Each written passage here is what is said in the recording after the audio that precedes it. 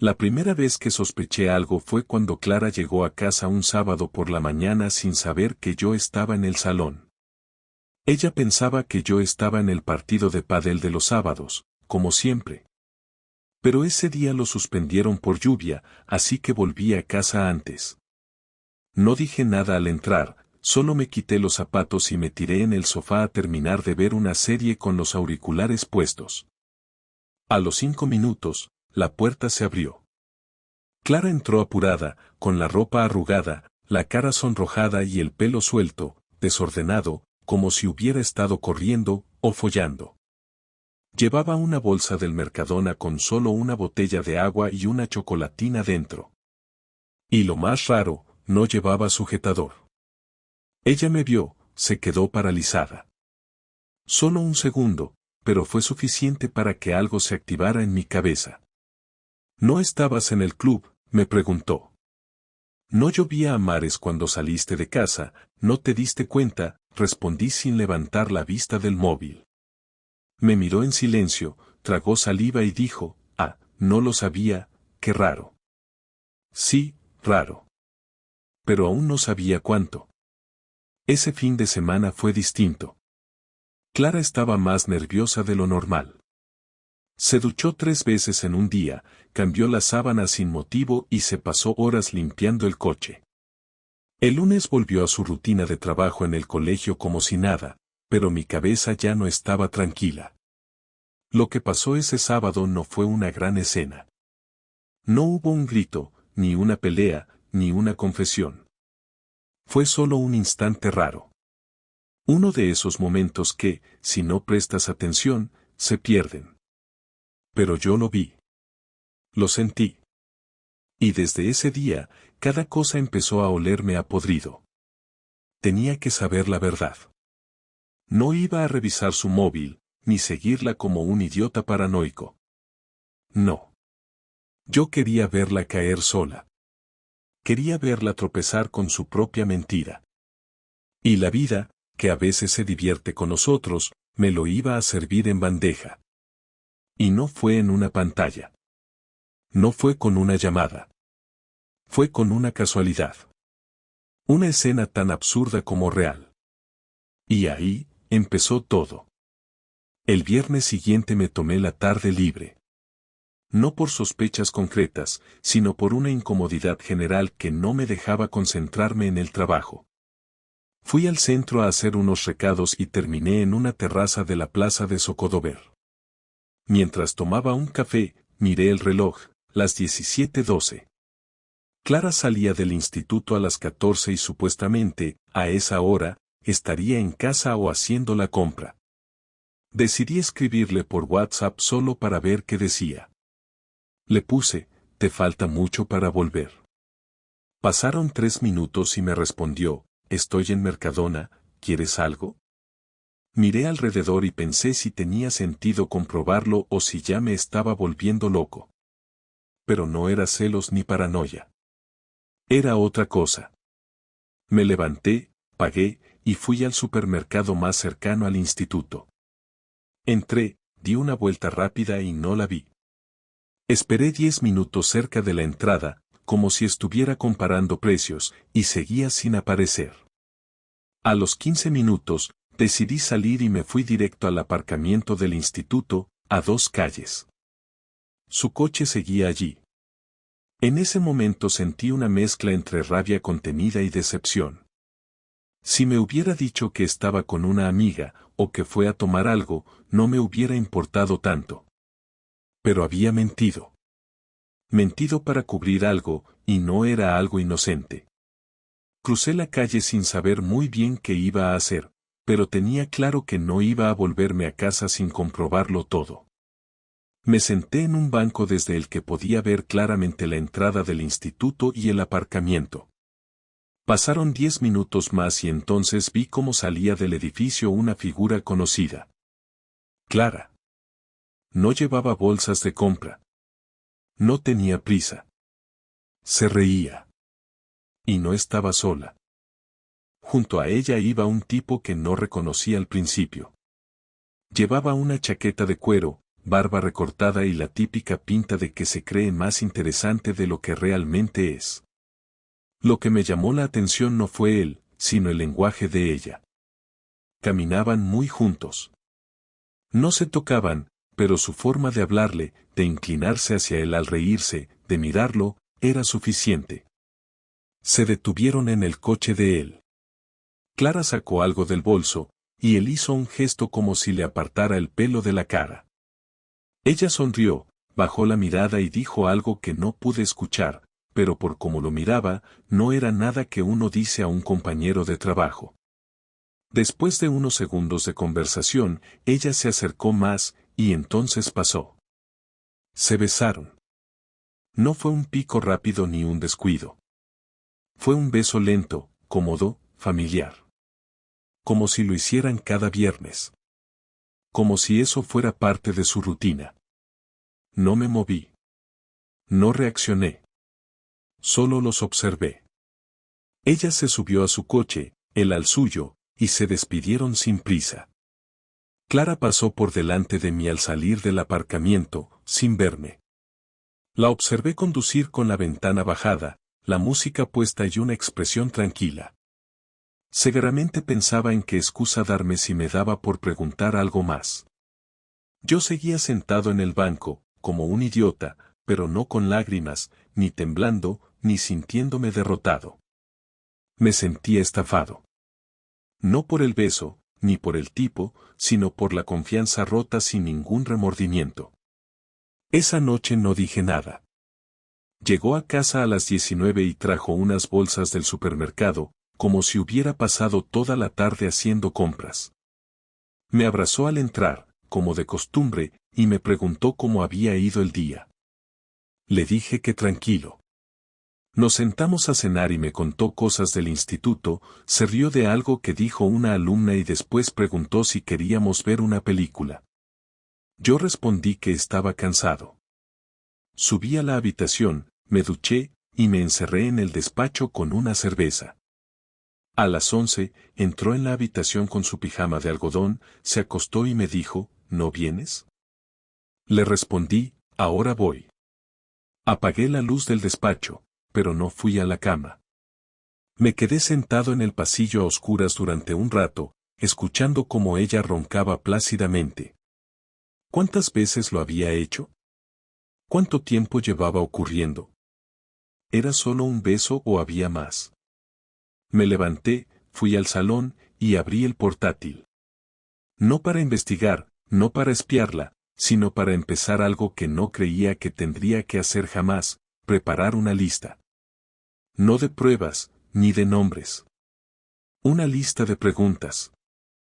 Y otra con respuestas posibles.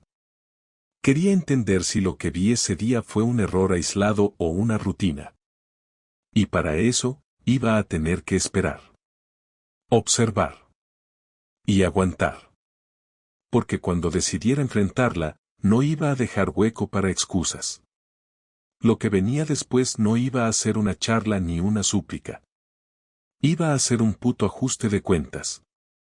Esperé 2 días más. No porque dudara de lo que había visto, sino porque necesitaba que todo saliera como lo tenía planeado. Clara no era tonta, pero tampoco era cuidadosa. Siempre creyó que yo era demasiado despistado como para notar algo. Aproveché eso. El lunes por la noche, después de cenar, le dije que tenía que ir a Madrid el miércoles por un asunto de trabajo. Le pareció bien, incluso me preguntó si me quedaría a dormir allí. Le dije que sí, que era una reunión larga con unos socios que venían de fuera. Lo aceptó sin pensar demasiado, como si se alegrara de tener la casa para ella sola. Me dijo que aprovechara para desconectar, que últimamente me veía estresado. Yo le sonreí, y le dije que tenía razón. El miércoles por la mañana salí temprano, con la maleta y todo el teatro montado. Pero en lugar de ir a Madrid, me quedé en Toledo. Alquilé una habitación en un hotel barato y me pasé la mañana revisando mis notas. Por la tarde, conduje hasta la zona del instituto y esperé. A las 18:40, vi cómo salía del edificio con el mismo tipo del viernes. Él la esperaba apoyado en su coche, y ella caminaba hacia él con la misma confianza. Hablaron unos segundos, él le acarició la mejilla y ella se subió a su coche. Él arrancó el suyo, y ambos se dirigieron hacia el centro, uno detrás del otro. Lo seguí sin acercarme demasiado. Estacionaron en una calle tranquila, ella bajó del coche, él también, y caminaron hacia un edificio viejo, un bloque de piso sin portero. Ella sacó unas llaves y abrió la puerta. Entraron juntos. No pasó mucho tiempo.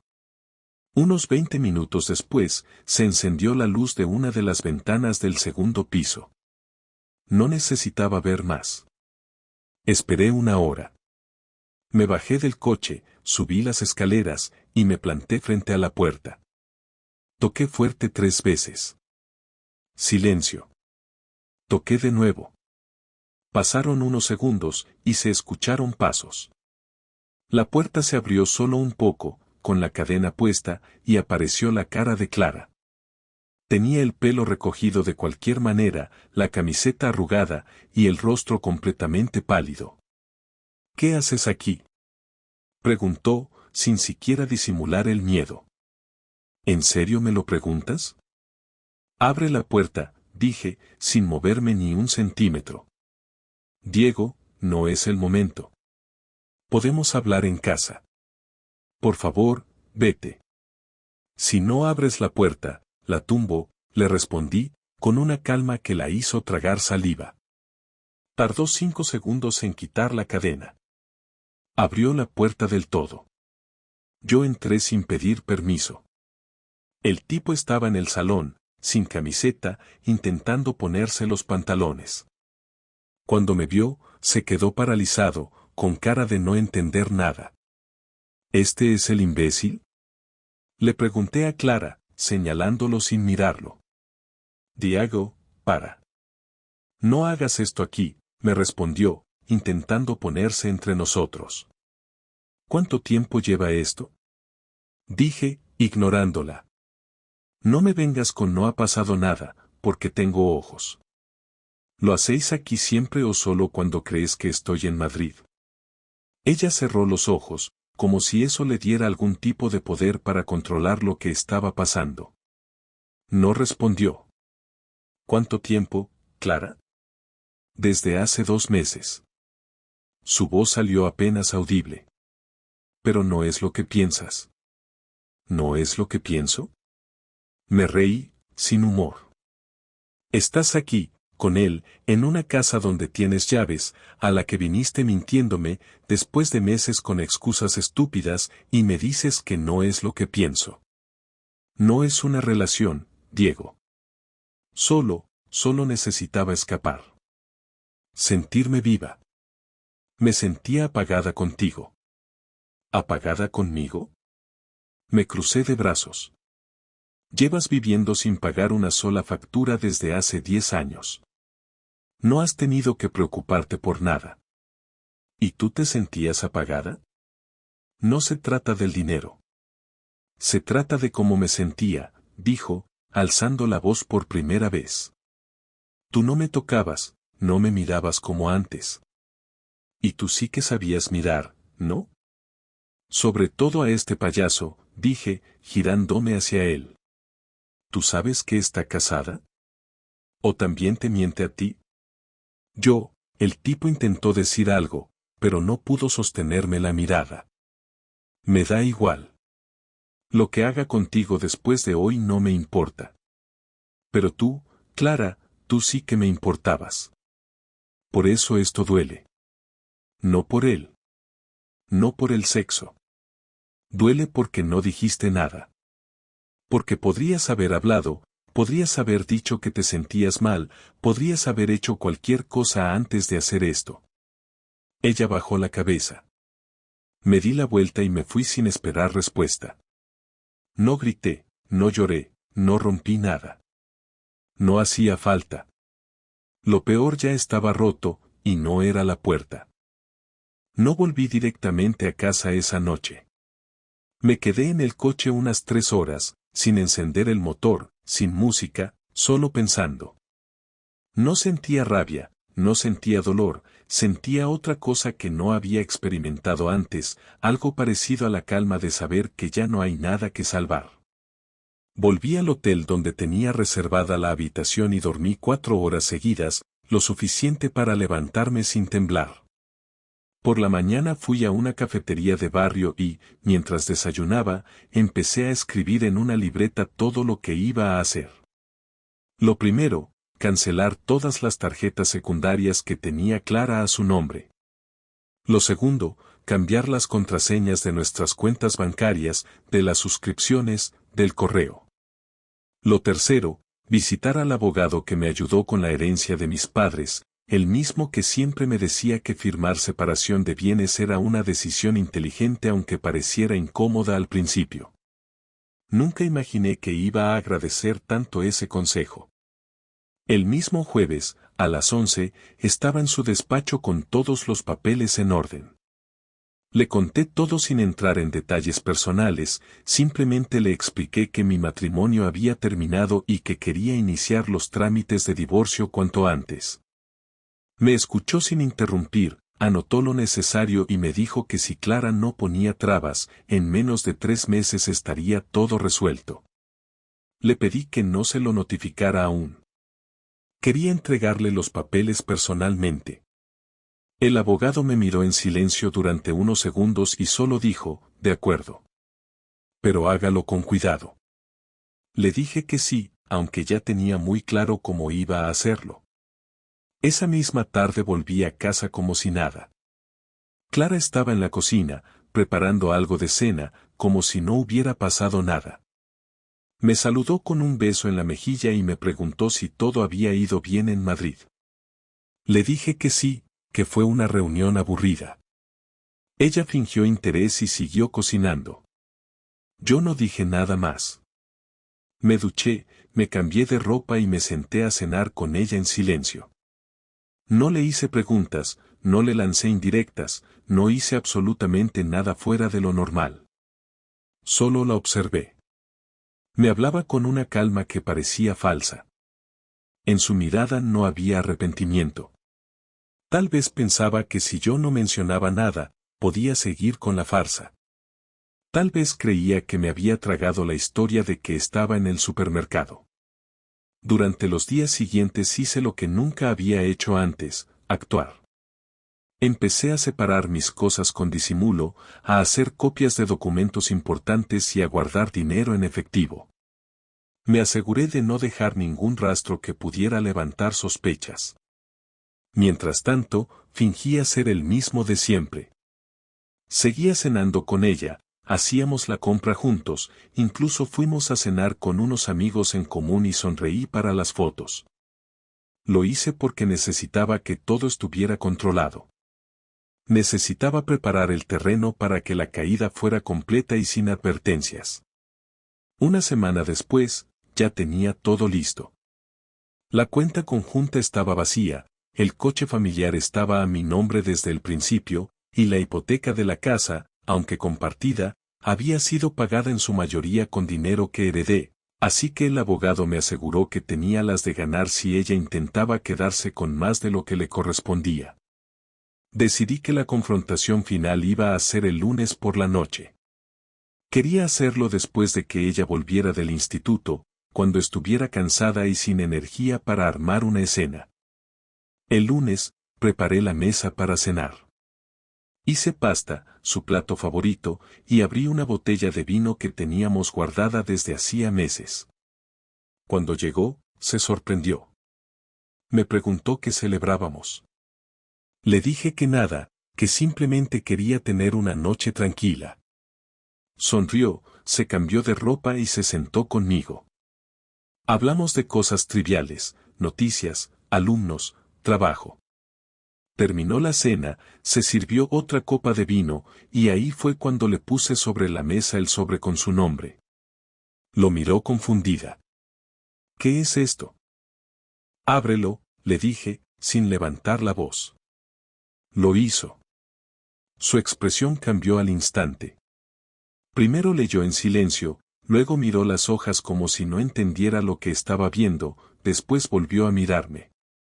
¿Qué es esto, Diego? Es el inicio del proceso de divorcio. Ya está todo preparado. Solo tienes que firmar. ¿Estás loco? ¿Después de una cena así me das esto? Después de semanas mintiéndome, de acostarte con otro en una casa que visitas a escondidas, ¿de verdad esperabas que siguiéramos como si nada? No tienes pruebas. No las necesito. Lo vi. Pero si quieres pruebas, las tengo. Vídeos, fotos, acceso a tus correos, tus entradas y salidas. Pero no me interesa usarlas. Lo único que quiero es terminar con esto lo más rápido posible. Sin escenas, sin drama, sin gritos. ¿Y si no quiero firmar? Entonces lo haremos por lo legal. Pero créeme, cuanto más lo alargues, peor será para ti. Tengo todo a mi favor. Y ya no tengo paciencia. Se quedó en silencio. Vi cómo se le apagaban los ojos. Sabía que estaba atrapada. Lo único que podía hacer era firmar e irse con lo poco que le quedaba. No dijo nada más esa noche. Tomó su copa de vino, la vació en silencio, y se fue al dormitorio sin mirar atrás. Yo recogí los platos, lavé todo y dormí en el sofá. No por tristeza, sino porque dormir al lado de ella me parecía asqueroso.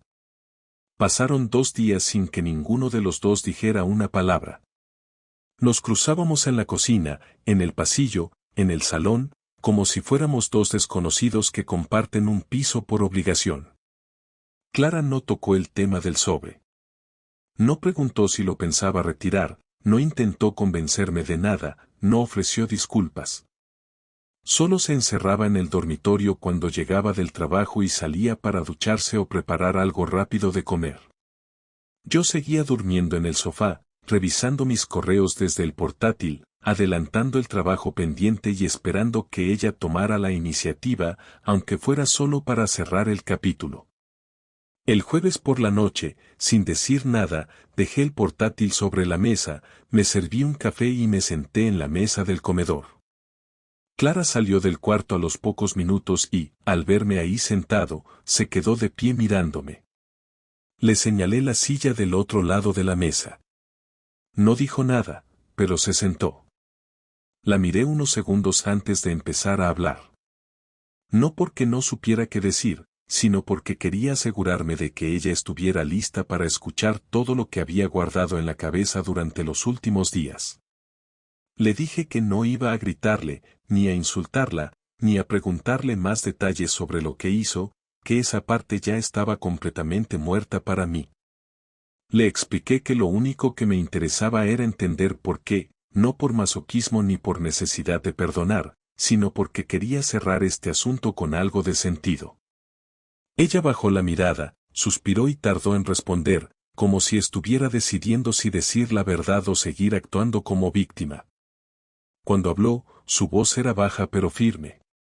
Dijo que no fue un accidente, que no fue una aventura de una sola noche, que no fue una etapa de debilidad, sino una decisión consciente, una forma de escapar de la rutina en la que se sentía atrapada desde hacía tiempo. Le pregunté por qué no me lo había dicho antes. ¿Por qué no tuvo el valor de mirarme a la cara y decirme que quería separarse, que ya no me amaba, que necesitaba otra vida? Me respondió que no quería perder todo al mismo tiempo, que tenía miedo de quedarse sin pareja, sin casa, sin estabilidad, y que por eso alargó una situación que sabía que era insostenible. Le dije que me parecía cobarde, pero que al menos agradecía que hablara claro ahora. Le pregunté si alguna vez pensó en mí durante esos encuentros, si alguna vez le pesó mentirme, si alguna vez se sintió una mierda por besarme sabiendo que pocas horas antes había estado con otro. No respondió a eso, solo agachó más la cabeza y murmuró que nunca supo cómo frenar todo. Que cuando se dio cuenta de que había ido demasiado lejos, ya era tarde, y que cada vez que pensaba en confesarlo, se paralizaba. Le dije que yo también cometí errores, que no siempre fui el hombre más detallista, que a veces me encerraba en el trabajo, que asumía que todo estaba bien solo porque no discutíamos, pero que nunca, ni una sola vez, me pasó por la cabeza hacerle daño de esa forma. Le dije que incluso si me hubiera dicho que se enamoró de otro, lo hubiera aceptado con dolor pero con respeto, porque eso puede pasar, pero lo que ella hizo fue algo diferente. Fue desleal, fue frío, fue intencional. Fue mantenerse en la mentira mientras se beneficiaba de todo lo que yo sostenía para los dos. Ella levantó la vista por fin y me preguntó si había alguien más. Me reí por primera vez en toda la conversación, no porque me hiciera gracia, sino porque me pareció absurdo que pensara que yo tenía tiempo o ganas de pensar en otra mujer mientras mi matrimonio se hundía. Le dije que no había nadie, que de hecho lo último que quería era volver a confiar en alguien pronto, y que ni siquiera sabía si algún día volvería a hacerlo. Ella sintió lentamente y no dijo nada más. Le pregunté si pensaba firmar los papeles. Respondió que sí. Que no tenía sentido alargar esto más. Que había entendido que no iba a haber reconciliación. Le pregunté si lo había hablado con él, con su amante. Me dijo que no había vuelto a verlo desde que la confronté, que él pensaba que ella estaba separada desde antes y que cuando supo la verdad, se sintió incómodo. Le dije que no me importaba, que lo único que quería saber era si ella tenía claro que esto se acabó. Me respondió que sí, que lo tenía claro. Le pregunté si quería quedarse con la casa. Me dijo que no, que se iba a quedar con su hermana unas semanas mientras buscaba algo para alquilar. Me pareció bien. Le dije que podía llevarse todo lo que quisiera menos los recuerdos. Me miró como si no entendiera, y le aclaré que podía llevarse muebles, ropa, platos, todo, pero no iba a permitirle quedarse con el relato de una vida que destrozó sin avisar. Ella no dijo nada. Me levanté, agarré las llaves del coche y le dije que al día siguiente empezaría a sacar mis cosas. Ella asintió. Le deseé suerte, sin sarcasmo. No porque se la mereciera, sino porque yo necesitaba dejar todo atrás sin cargar con rencor. Salí a dar una vuelta, sin rumbo, solo para respirar otro aire. Cuando volví, ella ya estaba dormida en el sofá. No la desperté. Cerré la puerta del dormitorio y dormí profundamente por primera vez en semanas. Pasaron 3 semanas desde aquella última conversación. Clara firmó los papeles sin poner ninguna objeción, tal como dijo. No hubo discusiones, no hubo amenazas legales, no hubo súplicas de último momento. Solo firmas, silencio, y la monotonía de recoger cosas en cajas mientras intentábamos no cruzar la mirada demasiado tiempo. Ella se fue un martes por la tarde, sin hacer un drama. Subió sus maletas al coche de su hermana, dejó las llaves de la casa sobre la mesa del comedor y cerró la puerta sin mirar atrás. No hubo abrazos, no hubo frases para el recuerdo, no hubo ninguna escena que se parezca a lo que muestran en las películas. Fue simple, directo y completamente seco, como debía ser. Me quedé solo en casa, rodeado de espacios que ya no significaban lo mismo, y esa noche dormí en la cama por primera vez desde que todo empezó. Los primeros días me parecieron extraños, no por tristeza sino por el cambio de ritmo. Nadie preguntaba qué quería cenar, nadie dejaba la televisión encendida en el salón, nadie llenaba la ducha de productos que ocupaban el doble de espacio necesario. Descubrí que podía respirar con más calma, que podía sentarme en el sofá sin esa sensación de tensión constante que llevaba meses acumulando sin darme cuenta. Hablé con mis padres, con un par de amigos cercanos, y todos me dijeron lo mismo, que había hecho lo correcto, que era mejor descubrirlo ahora que dentro de 10 años, que había demostrado tener sangre fría y claridad mental. Yo no buscaba reconocimiento, pero al menos saber que no estaba solo sirvió para reforzar lo que ya tenía claro. No investigué más sobre el tipo con el que me engañó. No me interesaba saber si seguían viéndose o si ya se había arrepentido de todo. Tampoco busqué culpables fuera de ella. No culpé al trabajo, ni a la rutina, ni al desgaste natural de la convivencia. No justifico a quien decide destruir en vez de hablar. Las cosas no funcionan, se dicen. No se ocultan. No se apuñalan en silencio mientras se finge una vida normal. No se cena con alguien a quien le acabas de mentir en la cara. Así no. La casa empezó a cambiar poco a poco. Pinté las paredes del dormitorio, renové algunos muebles, tiré muchas cosas que ya no tenían sentido. Abrí espacio, no solo físico, también mental. Empecé a caminar más, a leer en silencio, a ver partidos sin tener que justificar por qué prefería eso a una comedia romántica. Fui recuperando una versión de mí que había olvidado en algún momento entre rutina, trabajo y falsas sonrisas. No sentí euforia, ni una felicidad repentina. Solo una paz extraña, esa que aparece cuando ya no esperas nada de nadie y podés volver a construir desde cero, sin presiones ni mentiras. Una tarde, Clara me escribió un mensaje corto. Solo decía, espero que estés bien. No respondí. No porque sintiera odio, sino porque no tenía sentido seguir extendiendo una conversación que ya no llevaba a ningún lugar. Lo que teníamos terminó, no solo como pareja, sino como vínculo. Lo destruyó ella, y aunque podía entender los motivos que la llevaron a tomar ciertas decisiones, no estaba dispuesto a normalizarlos ni a mantener una relación cordial solo por costumbre. Las personas no merecen presencia automática en tu vida solo porque un día compartieron cama o apellido. Cuando finalizó el proceso legal del divorcio, me senté frente al abogado, firmé el último papel y le agradecí por su trabajo. Me preguntó si me sentía aliviado. Le respondí que sí, pero que también me sentía más consciente. Consciente de que estuve dormido demasiado tiempo. De que confié sin exigir honestidad. De que creí que el amor podía sobrevivir a todo, cuando en realidad no sobrevive al desinterés ni a la falta de respeto. Salí del despacho con los documentos bajo el brazo y fui directo a almorzar solo, sin compañía, sin plan. Solo porque tenía hambre. Y fue suficiente. Una semana después, me mudé.